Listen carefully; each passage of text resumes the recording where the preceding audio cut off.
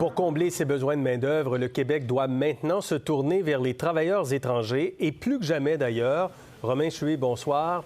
Bonsoir Gérald. Vous avez analysé les chiffres et on constate que le Québec accueille de plus en plus de travailleurs étrangers temporaires. Oui, c'est assez frappant. En fait, depuis 2017, grosso modo, le nombre de travailleurs étrangers temporaires, il a doublé au Québec. En fait, il a doublé en l'espace de 2 ans. On est passé de 17 600 à peu près en 2017 à 33 34 000 en 2019. En 2020, la tendance s'est maintenue. Pourtant, il y avait les frontières qui étaient fermées dès le mois de mars. Et 2021, on a les chiffres que du premier semestre, mais il y en a déjà plus de 20 000. On attend les chiffres à jour, évidemment, du côté du gouvernement canadien. Mais on peut donc prévoir une forte hausse encore en 2021. Et là encore, les frontières sont fermées, ou ont été fermées une bonne partie de l'année. Mais il y avait des exemptions pour les travailleurs étrangers temporaires. Ils ont pu arriver. Et donc, ça montre qu'il y a une forte hausse donc, au Québec de travailleurs étrangers temporaires. C'est dû à 2 éléments, 2 facteurs clés. Le premier, Gérald, vous en parlez, je pense tous les jours à RDI, c'est la pénurie de main-d'œuvre, bien sûr. Donc il y a d'énormes besoins dans des secteurs en crise, l'hôtellerie, la restauration, la manufacture, la liste elle est vraiment longue.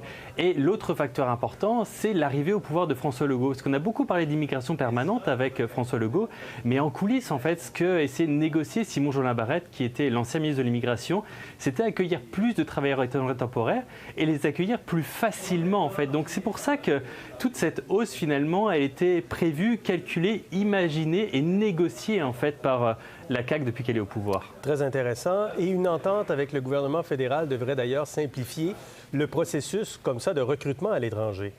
Oui, effectivement, on parle d'un assouplissement qui était réclamé en fait par le milieu des affaires depuis plusieurs années. On sait que faire venir des travailleurs étrangers, c'est à la fois long, ça prend plusieurs mois et c'est coûteux évidemment pour des petites et des moyennes entreprises. On parle de 1 000 à 1 500 $ pour des frais de dossier, ensuite plusieurs milliers de dollars évidemment pour les faire venir directement au Québec. Donc grosso modo, on a conclu une entente pour faire venir plus d'immigrants temporaires et les faire venir plus rapidement en simplifiant les démarches. Donc il y a 3 mesures importantes qui ont été instaurées. Par exemple, pour les postes à bas salaire, donc à moins de 23 $ de l'heure, les entreprises dans certains secteurs pourront faire venir 2 fois plus d'immigrants. Là, on parle d'un seuil qui passe de 10% à 20%. Donc ça, c'est dans le commerce de détail, l'hébergement, la restauration ou encore la fabrication de produits, par exemple. Mais ce n'est pas tout.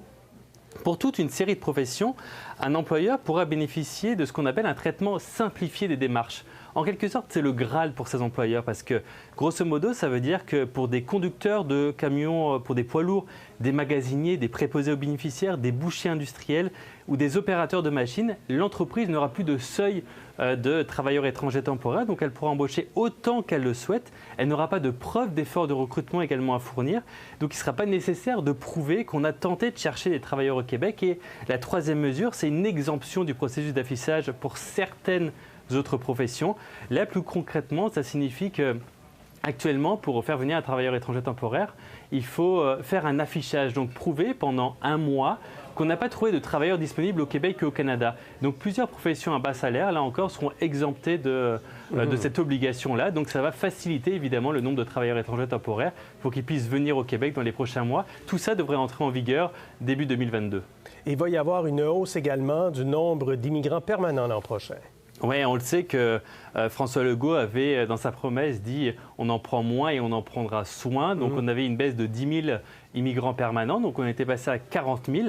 Maintenant, grosso modo, jusqu'à l'année prochaine, on va revenir au seuil de l'ère libérale, donc sous Philippe Couillard. Donc grosso modo, 50 000 immigrants permanents. Là de ça va savoir s'ajouter le rattrapage. Donc l'équipe de François Legault a prévu de faire venir 18 000 immigrants permanents supplémentaires pour rattraper ceux qui n'ont pas pu venir pendant la pandémie.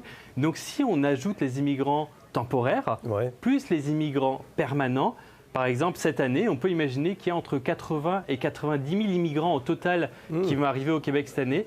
Et aucun autre gouvernement, ni au Parti québécois, ni au Parti libéral, n'ont fait ou n'ont réussi à faire venir autant d'immigrants que François Legault. Très intéressant, un portrait complet. Merci Romain. Avec plaisir.